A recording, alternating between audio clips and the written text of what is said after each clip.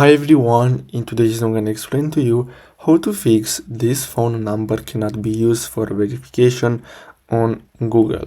So basically I found this post here from their official website, so from Google, and basically here is the verification, how to fix this verification issue. So basically, if you live in a densely populated area, or if your carrier's infrastructure isn't well maintained, the text message delivery can be delayed.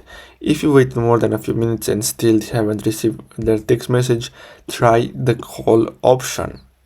Now, if you find this error message, you have to use a different number. So if you found this one here, this phone cannot be used for verification, you're gonna have to use a different number. As you can see, to protect you from abuse, we limit the number of accounts each phone number can create. So basically that means that you exceeds the limit, so you're gonna have to use someone else or another phone number. So basically that's all. I really hope you found this video helpful. Don't forget to like and subscribe, and I'll see you in the next video. Thanks for watching.